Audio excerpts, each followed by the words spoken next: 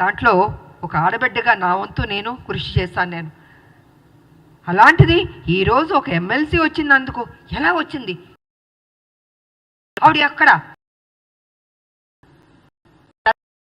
పార్లమెంట్లో ఇద్దరే ఎంపీలు వెళ్ళారు కదా, ఇద్దరు వెళ్ళినప్పుడు కొట్లాడుతున్నప్పుడు కేసీఆర్ ఎందుకు ఎగ్జిట్ అయిపోయాడండి?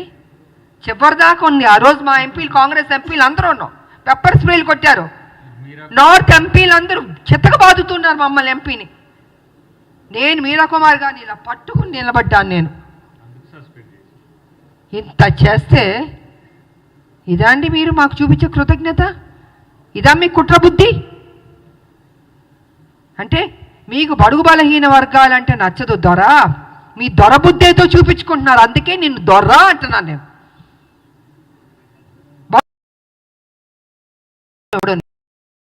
బడుగు కానీ, ఎస్టీ కానీ, మైనార్టీ కానీ మీరు గతంలో ముఖ్యమంత్రి ఎలా అయ్యారండి? మీ దొరలు ఒక్కలే వేస్తారా? ఇంతమంది ఓటు వేయబట్టి మీరు ముఖ్యమంత్రి అయ్యారు, ఇంతమంది త్యాగం చేయబట్టి మీరు ముఖ్యమంత్రి అయ్యారు. అది గుర్తుపెట్టుకోండి దొరగారు. నిన్న వేయడం కాదు రాములమ్మ మీద, మీలా పిరికి బంధం నేను మాత్రం కాదు. గట్స్ ఉన్న మహిళని, త్యాగం చేసిన మహిళని, నా ఆస్తులు అమ్మి పెట్టారు తెలంగాణకి. ప్రతిరోజు మీరు నన్ను అవమానించారు, నాతో పని చేయించారు, నేను ఉద్యమాలు చేశాను. నా పార్టీ, నా తల్లి తెలంగాణ పార్టీ ఉంటే మీరు హింస పెట్టి ఆ రోజు జయశంకర్ గారిని నా దగ్గర పంపించి విలీనం చేయండి అని చెప్పింది మీరు కాదా? నేను విలీనం చేస్తానన్నానా నేను? సరే,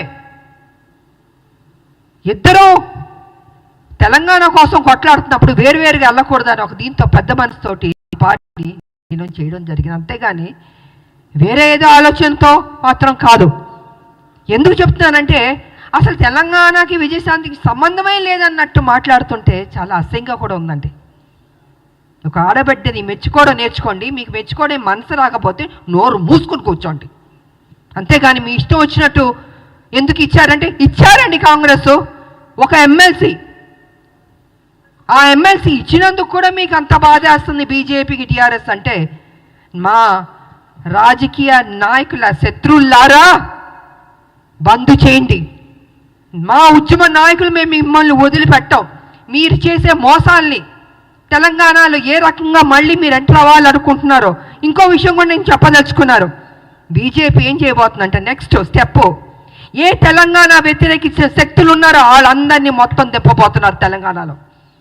మళ్ళీ బ్యాక్ టు స్క్వేర్ వన్ని తెలంగాణ తీసుకురాబోతున్నారంటే వాళ్ళ పెత్తనం ఉండాలి. వ్యతిరేకించిన శక్తుల్ని,